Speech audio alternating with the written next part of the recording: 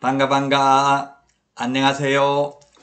공인중개사법 여단아 120선 박용덕입니다. 이번 시간은 22번 문제부터 살펴보도록 하겠습니다. 인터넷 표시광고 모니터링에 관하여 틀린 내용입니다. 1번 인터넷 표시광고 기본 모니터링. 기본 모니터링은 기본 계획에 따라 분기별로 이 말이 중요하죠. 분기별이면 3개월이 1분기입니다. 분기별로 실시하는 모니터링입니다. 2번 지문을 보면 수시 모니터링은 법 위반이 의심되는 경우 등 국토부 장관이 필요하다고 판단하여 실시하는 모니터링입니다. 그래서 기본 모니터링은 분기별로, 수시 모니터링은 수시로 필요한 경우 하는 거죠. 3번 지정된 모니터링 업무 수탁기관은 모니터링 기관이라고 하는데 매년 12월 말까지 다음 연도의 모니터링 기본계획을 수립하여 국토부 장관에게 보고하여야 합니다. 4번 지문을 보면 모니터링 기관은 매 분기 마지막 날부터 15일 이내에 국토교통부 장관에게 기본 모니터링 결과 보고서를 제출해야 된다. 15일이 틀렸네요. 15일. 15일이 아니고 30일이죠. 30일. 따라서 정답은 4번이 되겠습니다. 4번. 15일이 아니고 30일. 30일입니다. 기본 모니터링 결과 보고서 제출은. 5번에 수시 모니터링이 이제 15일이죠.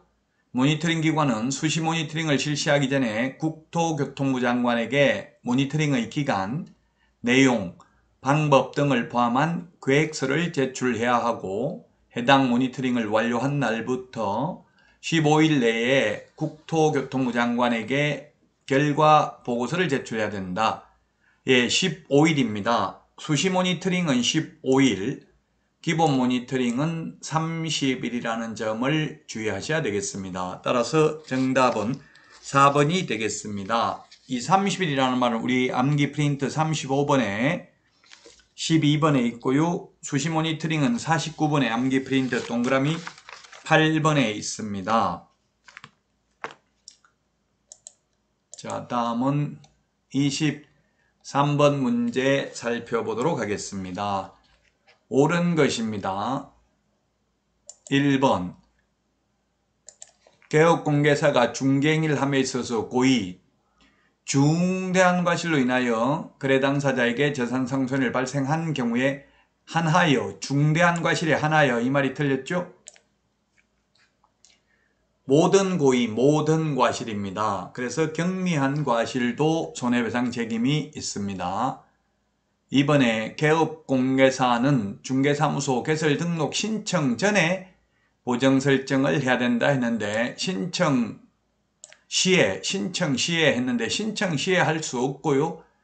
등록 후 업무 개시 전입니다. 따라서 제가 보정 설정을 해보니까 등록 통지서를 가져가야 되더라고요. 즉 무등록 중개업자는 돈이 있어도 미리 가입하고 싶어도 할 수가 없습니다.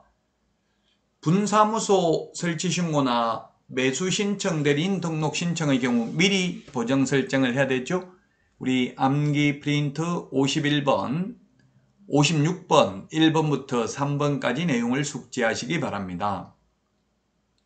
3번 협회 회원은 손해배상 책임을 보장하기 위하여 반드시 협회 공제에 가입하여야 한다 했는데 공제에 가입할 수도 있고 보증보험, 공탁, 모든 개업공개사는 3개 중에서 자유롭게 선택할 수 있습니다. 4번 특수법인은 1000만원 이상이라고 했는데 지역농협만 1000만원 이상이고 나머지는 일반 법인하고 똑같이 2억 원 이상이라고 보아야 하겠습니다. 자, 5번이 정답인데요. 분사무소가 3개 있는 법인의 보정 설정 금액은 모두 5억 원 이상이다. 그렇죠. 분사무소 1억이죠? 그럼 3개면 3억이고요. 주된 사무소 2억이면 5억 이상이어야 합니다. 물론 요건 10월 달에 개정될 여지가 좀 있습니다. 그래서 시험 보기 전까지 여러분들이 계속해서 확인을 해야 될 부분이 되겠습니다. 지금 현재는 1억입니다. 분사무소는 주된 사무소 2억 원 이상이 되겠죠. 따라서 5번이 정답이 되겠습니다.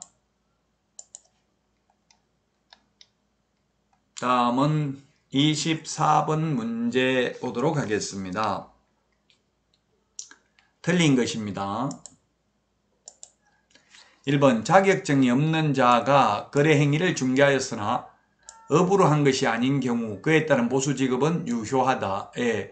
무등록 중개업자의 보수 청구권은 인정되지 않고 업이라는 건 직업이죠. 업으로 한 것이 아니고 우연히 한두 번 했다면 무자격자라 하더라도 사회통념상 과다하지 않는 보수는 받을 수 있습니다.